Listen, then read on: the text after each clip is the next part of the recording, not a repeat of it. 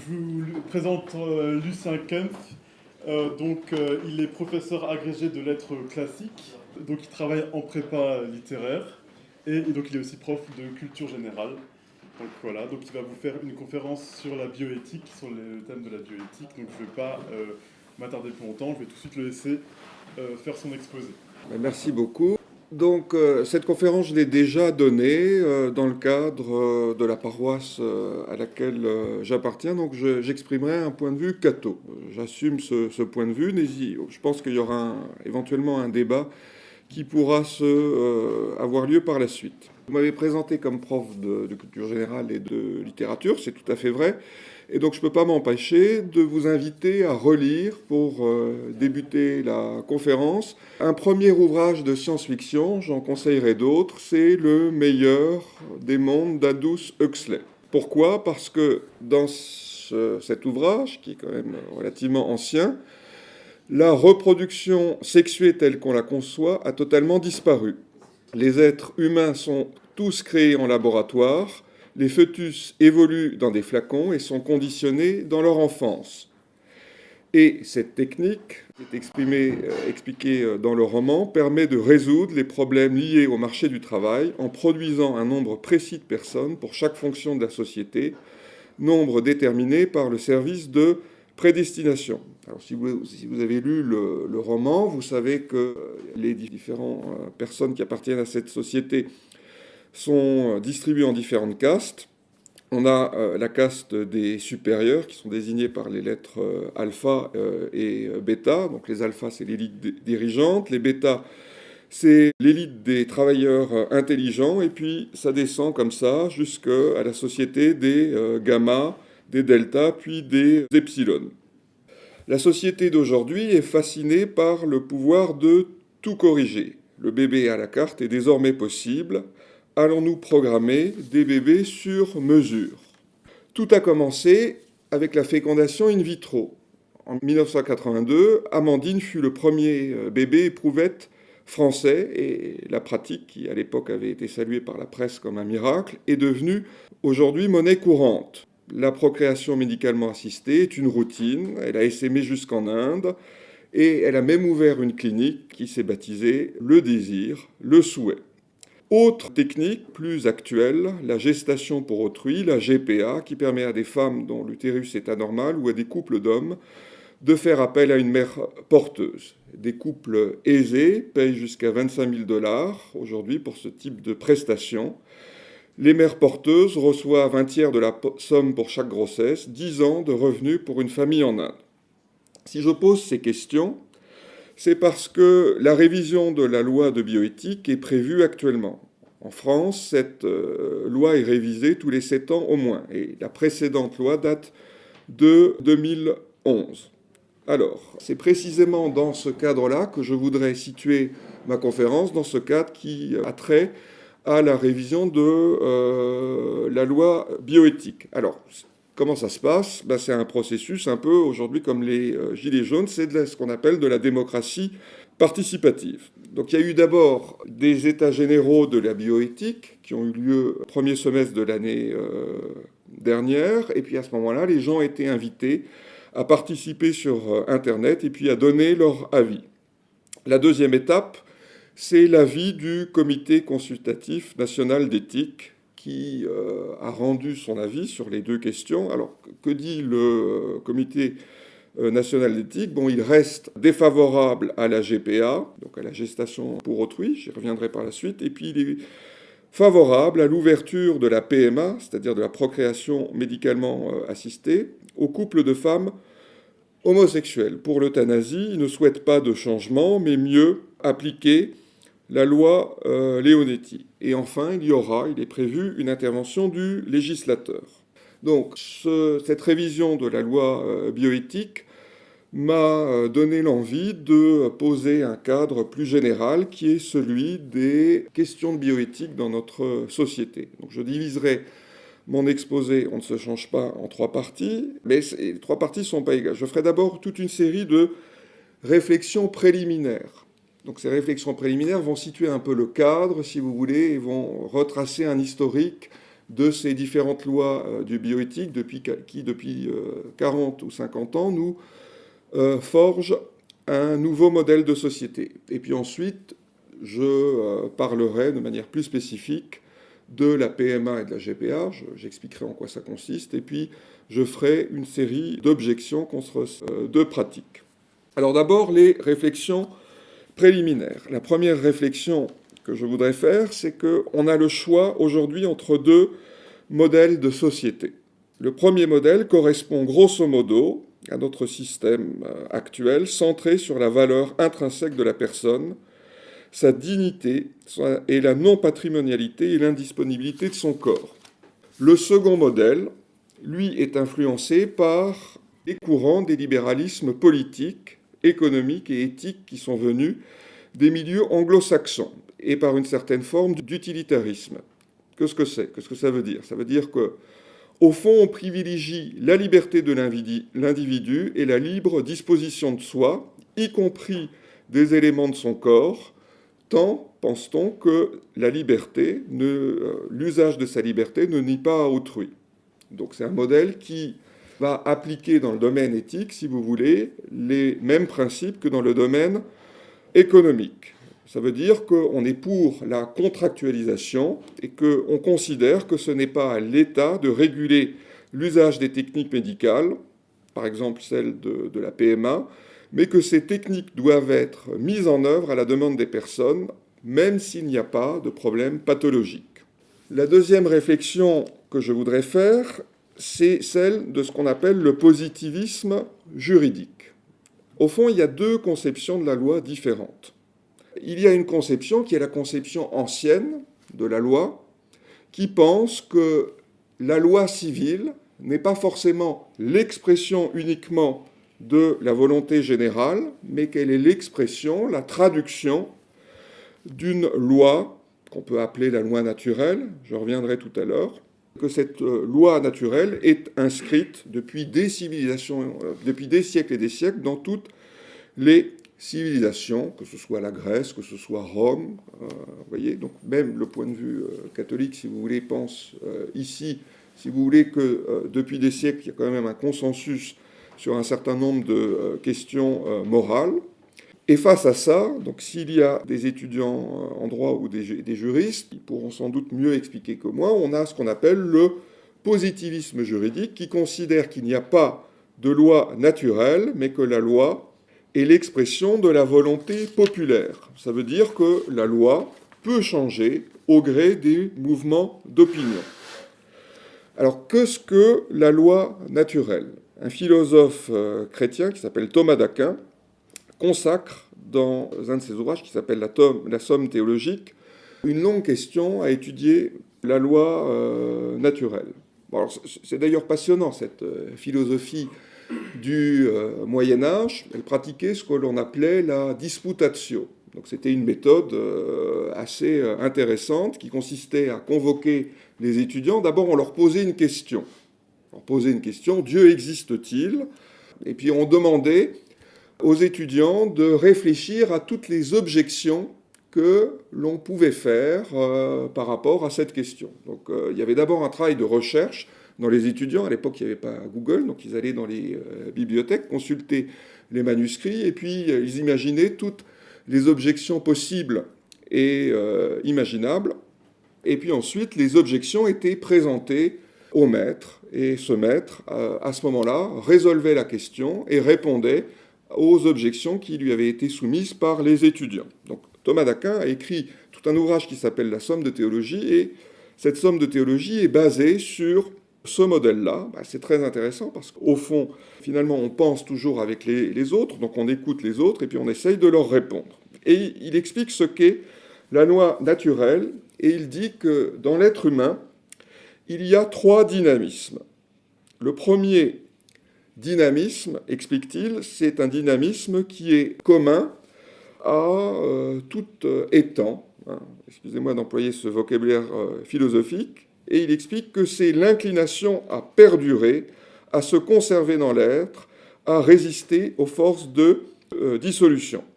Le deuxième dynamisme, c'est l'inclination à se reproduire, a élevé sa progéniture et qui est, lui, commun à tous les vivants.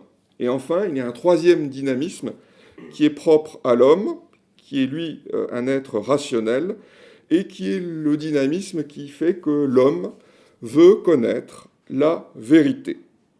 Et l'autre dynamisme qui est propre aussi à l'homme, c'est l'inclination à vivre en société. Or, depuis une cinquantaine d'années, on trouve une négation de ces trois dynamismes dans notre société. Concernant le premier dynamisme, qui est l'inclination à perdurer, à résister aux forces de la dissolution, on voit que dans notre société, on développe une culture de mort. Alors que ce soit l'avortement, que ce soit le suicide assisté ou l'euthanasie, on peut considérer que ces dynamismes sont antinaturels parce qu'ils s'opposent au dynamisme fondamental de l'être qui veut perdurer dans son être. Le deuxième dynamisme, j'ai dit, c'est l'inclination à se reproduire. C'est un simple constat. De même que l'œil est finalisé par la lumière ou l'intelligence par la vérité, le dynamisme de la sexualité est finalisé par la reproduction. Or, cette finalisation est niée dans notre société actuelle par la théorie du genre, qui distingue le sexe biologique de l'identité sexuelle et le sexe culturel. Voilà, cette théorie du genre qui affirme que finalement on n'est pas biologiquement déterminé, que c'est à chacun de choisir son sexe, c'est le mouvement des gender studies. Il est nié aussi, j'y reviendrai tout à l'heure, par les différentes manipulations génétiques et la procréation artificielle, et il est nié aussi par une culture qui promeut l'homosexualité. Je vous rappelle que l'étymologie du mot sexe, c'est secare en latin, qui veut dire couper. Le sexe est donc fondamentalement différencié. Le mot secare veut dire couper, scinder. Donc la sexualité, fondamentalement, consiste à scinder le masculin et le féminin en vue, si vous voulez, de la reproduction humaine. Le problème philosophique posé par l'homosexualité, c'est que dans ce cas, la tendance sexuelle biffe en quelque sorte la polarité du masculin et du féminin, puisque dans ce cas-là, on se tourne vers une personne du même sexe. Le troisième dynamisme, enfin, je le rappelle, que je l'ai défini tout à l'heure, c'est l'inclination qui est propre à l'homme, qui est de connaître la vérité et à vivre en société. Cette inclination est niée aujourd'hui par le relativisme, c'est-à-dire qu'on finit par affirmer que toutes les opinions se valent, et puis aussi, cette inclination à vivre en société est niée par l'individualisme. Si vous voulez, dans notre société, on imagine que les hommes ne sont pas faits pour vivre ensemble et que la société est là uniquement pour protéger les droits des individus. Troisième réflexion que je voudrais faire, c'est une réflexion sur le langage. Là aussi, le professeur de littérature que je suis voudrait vous rappeler un épisode fondamental de l'Odyssée. Au champ neuf de l'Odyssée, Ulysse et ses amis arrivent au pays des Cyclopes et sont faits prisonniers par l'un d'eux qui s'appelle Polyphème. Polyphème est un peu gourmand et dévore chaque jour un des compagnons d'Ulysse. Pour échapper à la mort, Ulysse offre un jour du nectar au Cyclope. Celui-ci accepte et s'enivre. Alors, au moment de s'endormir, l'épisode est assez célèbre, le Cyclope va demander son nom à Ulysse. Et il répond « Mon nom est personne ». Mon nom est personne. Alors ça, c'est intéressant. Personne en grec se dit « outis ». En latin, ça se dit « Nemo ». D'ailleurs, le capitaine Nemo de Jules Verne, en fait, est une référence à cet épisode célèbre de l'Odyssée d'Homère. Et puis à ce moment-là, si vous voulez, Ulysse profite du fait que le Cyclope est enivré et puis décide d'attaquer le Cyclope. Il fabrique avec ses compagnons un long pieu, ils le mettent dans le feu et puis ils attaquent le Cyclope. Le Cyclope, à ce moment-là, se réveille et puis il appelle ses compagnons à l'aide. Et puis ses compagnons, ils disent « Qui t'attaque ? Qui t'attaque ?» Et comme le Cyclope est un peu bête, il répond « Mais personne m'attaque. » Et à ce moment-là, Ulysse réussit à tuer ce fameux Cyclope. Donc, Ulysse, il est désigné dans le début de l'Odyssée par l'homme aux 1000 tours, l'homme aux 1000 ruses. Et donc, Ici, on a, si vous voulez, une illustration de cette ruse d'Ulysse, et puis aussi une illustration du piège du langage. J'ai cité tout à l'heure Le meilleur des mondes, je pourrais citer aussi un autre roman d'anticipation qui est celui de George Orwell, 1984. Donc si vous l'avez lu, dans ce roman, George Orwell décrit de façon saisissante un État policier qui s'appelle Langsock, qui est sous la coupe de Big Brother. Cet État policier, comme tous les États totalitaires, a des moyens pour asseoir son pouvoir et le maintenir. Alors il y a bien sûr, comme tous les États totalitaires, la force, la police, l'endoctrinement, la délation, la désinformation, mais il y a aussi, et c'est là que ça m'intéresse, la maîtrise du langage. Alors, George Orwell consacre une partie de son roman à étudier cette désinformation par le langage. Et je vous invite là à lire ce petit essai, puisqu'il explique, si vous voulez, quels sont les principes de la langue, qu'il appelle la novlangue dans le roman, qui remplace ce qu'on appelle l'ancilangue, la nouvelle langue, l'ancienne langue. Les principes de la novlangue sont assez simples. D'abord, il y a, explique Orwell, la suppression des mots pour arriver à maîtriser la pensée. Quand on pense que le français moyen s'exprime en moyenne avec 250 ou 300 mots, alors que la langue française rencontre plusieurs dizaines de milliers, ça laisse songeur. Il y a aussi, explique Orwell, la création de mots nouveaux et surtout l'utilisation massive des abréviations. Je vous cite Orwell, il dit la chose suivante, « On remarqua qu'en abrégeant ainsi le mot, on restreignait et on changeait subtilement sa signification, car on lui enlevait les associations qui autrement y étaient attachées. Les mots communisme international, par exemple, évoquaient une image cosmopolite, universelle fraternité humaine, drapeau rouge, barricade, Karl Marx, Commune de Paris, tandis que le mot cominterne suggérait simplement une organisation étroite et un corps de doctrine bien défini. Il se référait à un objet aussi reconnaissable et limité dans son usage que chaise ou une table. Cominterne est un mot qui peut être prononcé presque sans réfléchir, tandis que communisme international est une phrase sur laquelle on est obligé de s'attarder momentanément. Alors, là, c'est extrêmement intéressant, parce que vous pouvez le remarquer que toutes les lois qui concernent la bioéthique sont désignées par des abréviations. On ne dit plus avortement, on dit IVG. On va plus dire mère porteuse, on va dire PMA, on va dire GPA, et puis on va plus parler de bébé éprouvette, on va parler de PMA. Et donc au fond, en employant ces mots, qui sont finalement quelques sigles, toute la charge affective qui peut se cacher derrière un mot, ainsi que sa qualification morale, disparaît. Une autre réflexion que je voudrais faire encore, c'est ce que l'on appelle l'effet cliquet. Alors l'effet cliquet, c'est, si vous avez une assurance vie, ça consiste à dire que chaque année, sur la somme que vous avez placée, vous avez un intérêt qui vous est donné et que cet intérêt vous est définitivement acquis.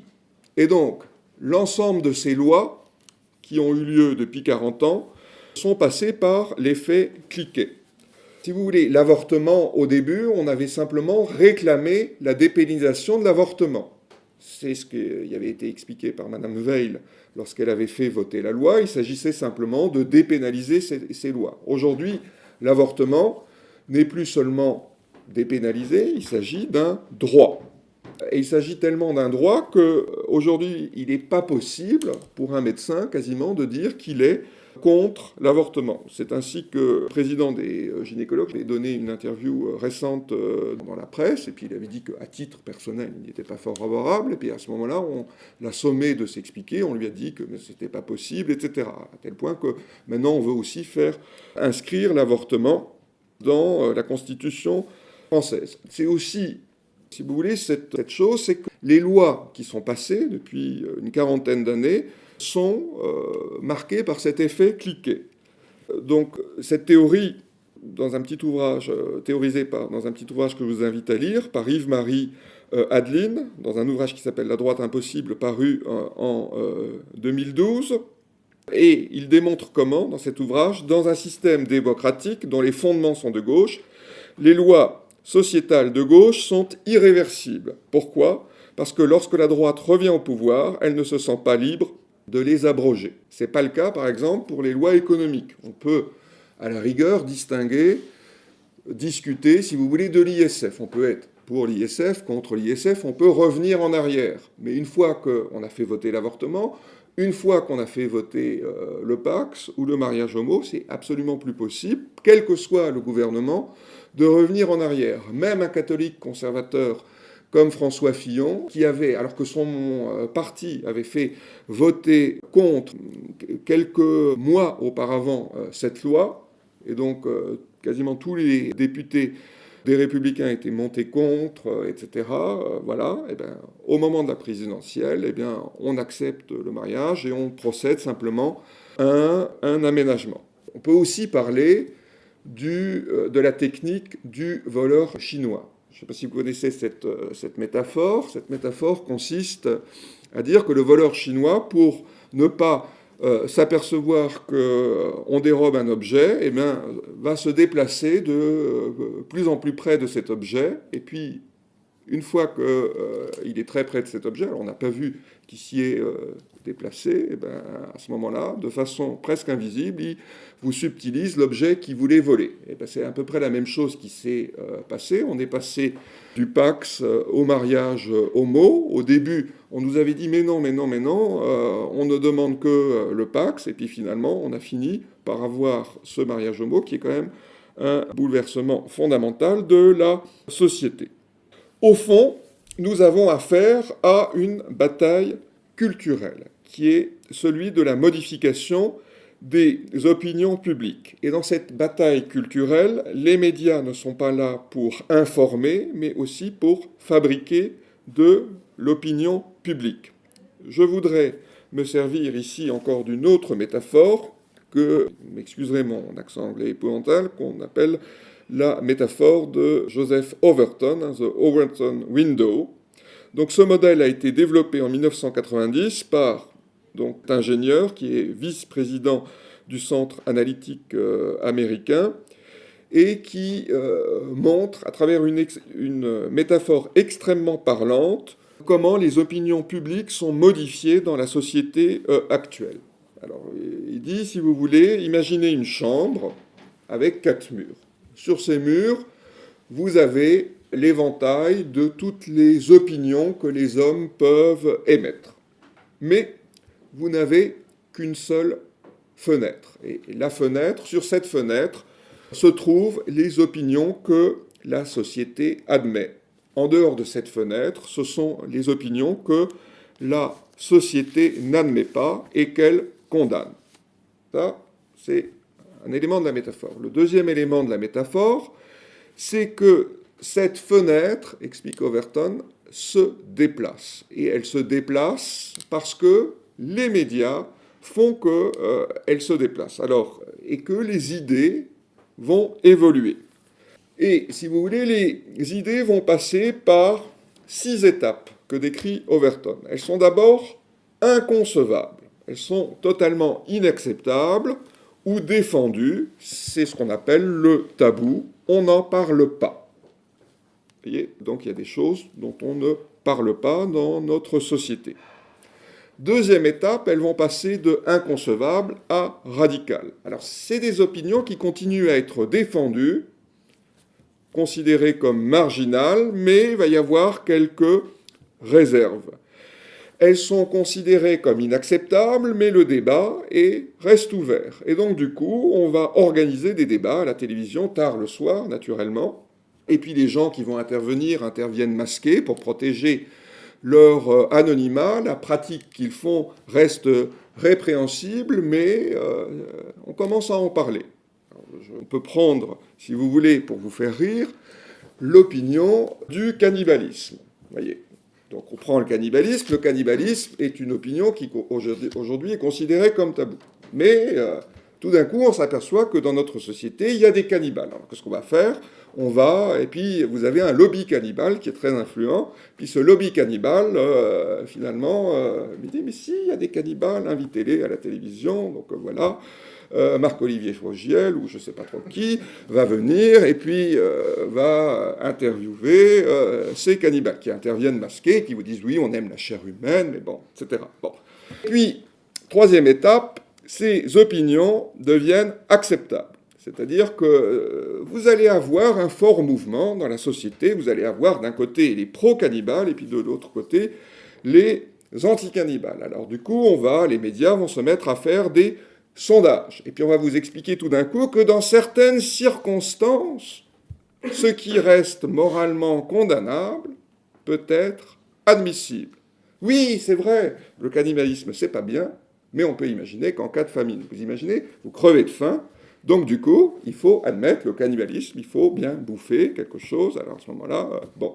Donc on va prendre le cas extrême, vous voyez, vous êtes... alors c'est déjà arrivé dans l'histoire, dans les années 70, je crois qu'il y avait un avion qui s'était crashé sur la cordillère des Andes, et puis il y avait quelques survivants, et c'est vrai que les survivants s'étaient mangés entre eux. Bon, en plus, comme il devait faire froid, l'avion devait être congelé, donc ça devait être pas mal.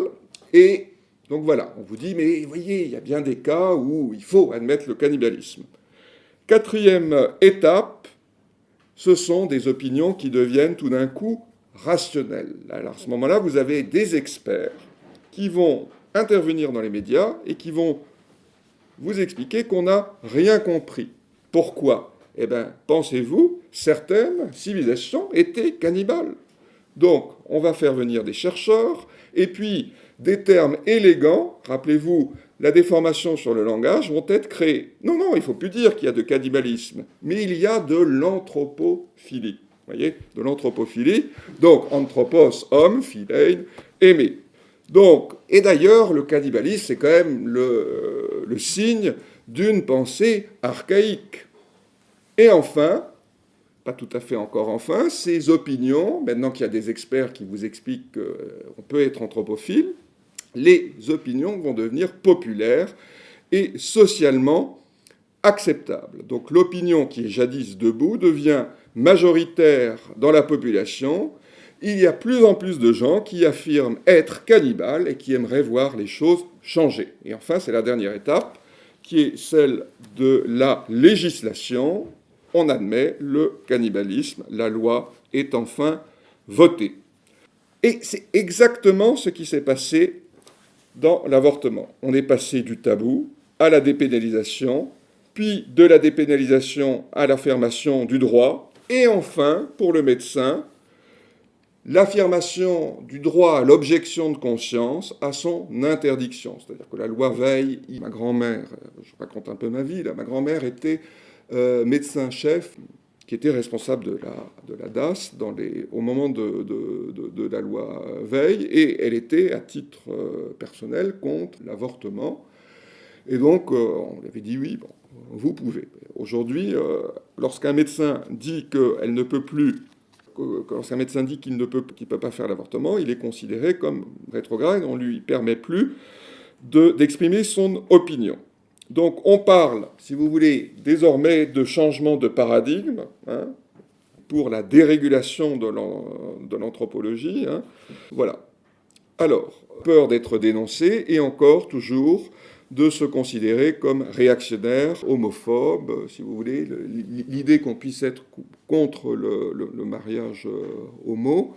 Bon, il ne s'agit pas, naturellement, de parler de l'homosexualité comme pratique individuelle. Il s'agit ici de réfléchir simplement à la législation de la chose. La famille naturelle est presque devenue tabou.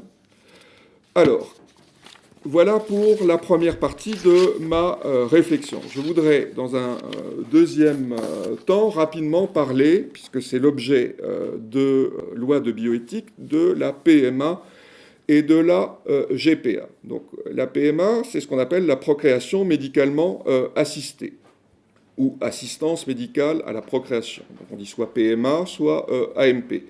Elle désigne les procédés qui permettent la rencontre d'un ovule et d'un spermatozoïde grâce à une intervention médicale. Elle a pour objectif de remédier à l'infertilité dont le caractère pathologique a été médicalement diagnostiqué afin d'éviter la transmission à l'enfant ou à un membre du couple une maladie particulièrement grave. Donc il y a deux méthodes, soit l'insémination artificielle, les spermatozoïdes sont déposés à l'intérieur de l'utérus, soit au niveau du col de l'utérus, voilà, soit ce qu'on appelle la fécondation in vitro. L'équipe médicale fait une stimulation ovarienne. À ce moment-là, elle récolte l'ovocyte et puis elle le féconde dans une éprouvette et puis elle transfère à nouveau cet ovule fécondé dans l'utérus de la femme. Alors, je vous ai dit que ça datait de 1982, puisque Amandine, c'est le premier bébé éprouvette. En 2014, il y a eu 25 000 naissances grâce à la PMA, c'est-à-dire quand même plus de 3% des naissances en France. Alors, qui peut avoir recours à la PMA? À l'heure actuelle, la PMA est réservée aux couples hétérosexuels, qu'ils soient mariés ou non, en âge de procréer. Et donc, l'objectif de la loi bioéthique, c'est de se demander si l'on peut étendre la PMA aux couples de femmes, c'est-à-dire si l'on peut concevoir un bébé sans la référence au père. Ensuite, l'autre question qui est agitée, c'est ce qu'on appelle la gestation pour autrui. Donc, c'est une méthode de procréation médicalement assistée qui est pratiquée en général par les couples hétérosexuels lorsqu'ils ne peuvent pas avoir d'enfants. Concrètement, si vous voulez, vous allez avoir une mère porteuse qui va accueillir un embryon issu d'une fécondation à laquelle elle n'a pas participé et mené la grossesse jusqu'à son terme. Donc la GPA, aujourd'hui, est très souvent pratiquée par des couples homosexuels masculins qui vont pour ça à l'étranger. Donc chaque année, on n'a pas exactement les chiffres, c'est des dizaines, quelques centaines de couples français ont recours à une mère porteuse à l'étranger. Voilà. Donc, quels sont finalement les enjeux pour la société actuelle?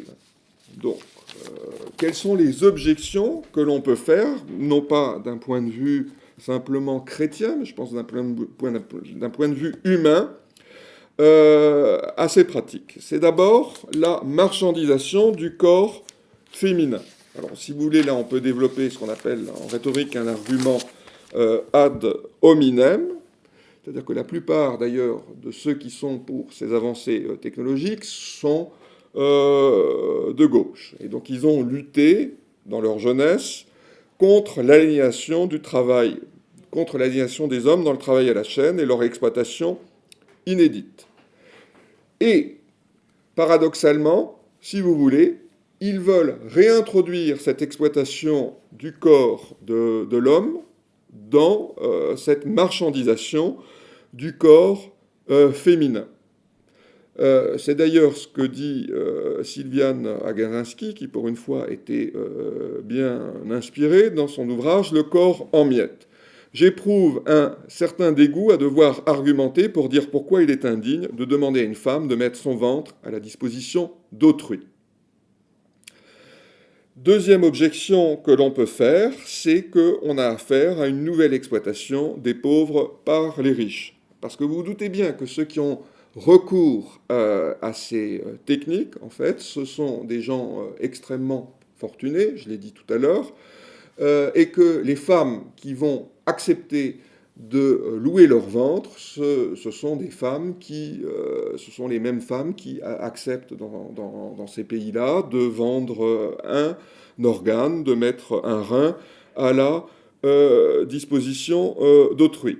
Donc finalement, on retrouve ce que l'Antiquité pratiquait, c'est-à-dire une forme d'esclavage. On peut aussi dire que si on a recours à la PMA, on va créer des situations, à la GPA, pardon, on va créer des situations juridiques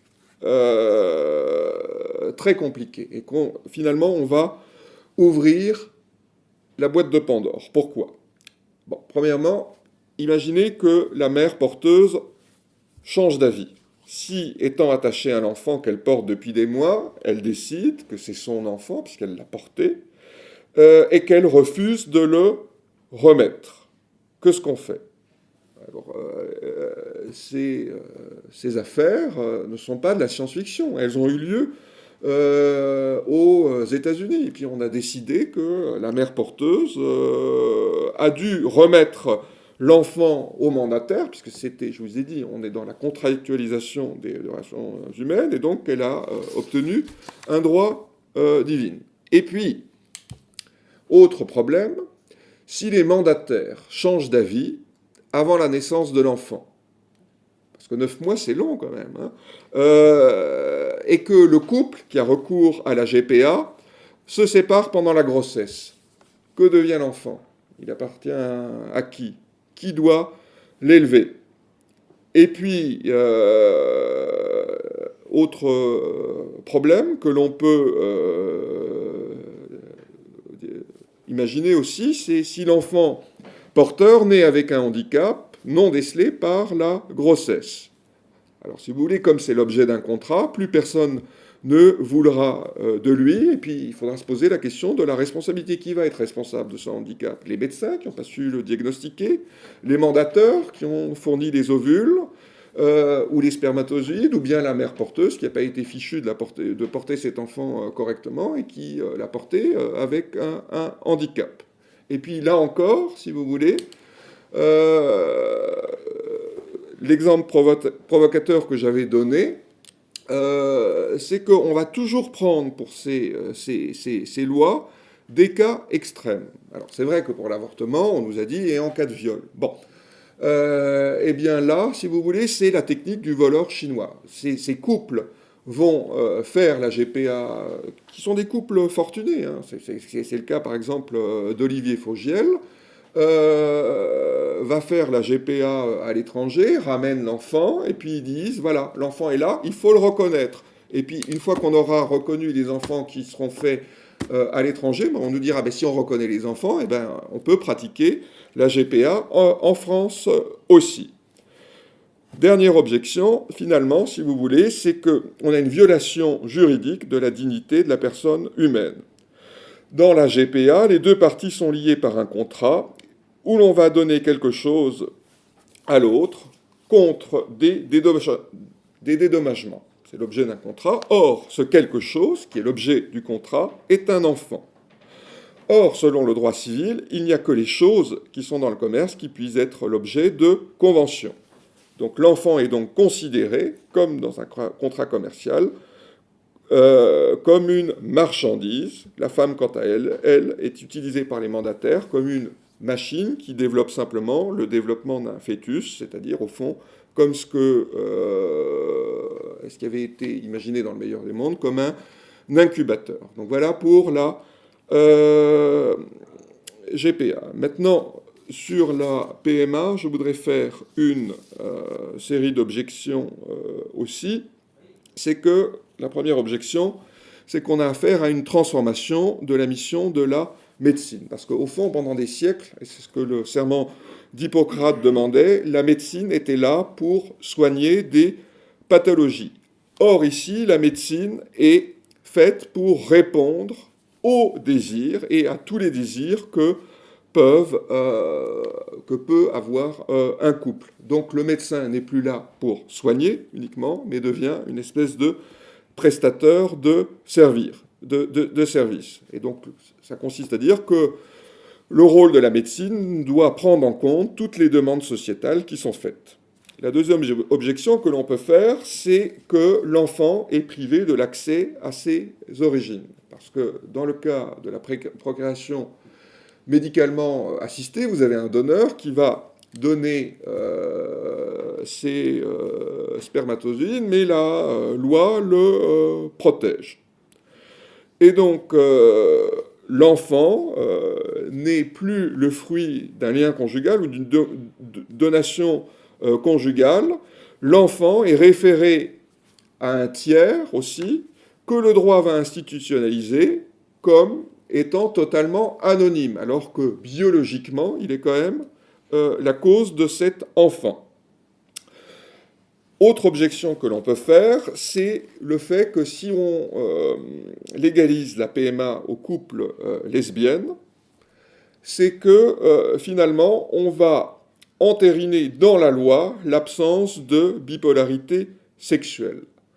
Or, les psychiatres sont très divisés à ce sujet. C'est l'idée, si vous voulez, que la bipolarité sexuelle est quand même fondamentale à la croissance normale des enfants. Et donc, insérer, sans qu'il l'ait demandé, des enfants au sein même d'union homosexuelle, au moyen de cette PMA, c'est d'une certaine façon leur faire violence, puisqu'on va les placer dans un environnement qui ne favorise pas leur plein développement humain.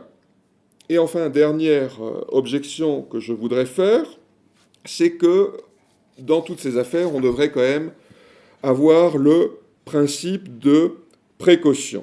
Vous voyez, ce principe de précaution, aujourd'hui, est devenu très à la mode lorsque l'on parle de tout ce qui est OGM, etc., et donc de tout risque que tel produit pourrait avoir pour la santé, le principe de précaution, au nom même de l'intérêt supérieur de l'enfant, consisterait à ne pas nous placer dans des situations qu'on n'a pas très bien étudiées, où, dans l'intérêt même de l'enfant, on peut se dire que cette absence, soit de référence maternelle ou maternelle, peut lui être préjudiciable. Voyez, et puis au fond, c'est de nouveau l'engrenage, parce que si jamais on légalise la PMA pour les couples des femmes homosexuelles, alors à ce moment-là, au nom du principe de l'égalité, qui est fondamental dans notre société, on va nous dire, les homosexuels vont dire, oui, mais nous aussi, on veut pouvoir avoir un enfant. Bon, et la nature étant ainsi faite, comme ils ne peuvent pas avoir d'enfants, avec une procréation médicalement assistée, alors à ce moment-là, ils vont demander la légalisation de la GPA. Donc vous voyez, PMA conduira forcément à la GPA. Donc voilà, j'ai terminé.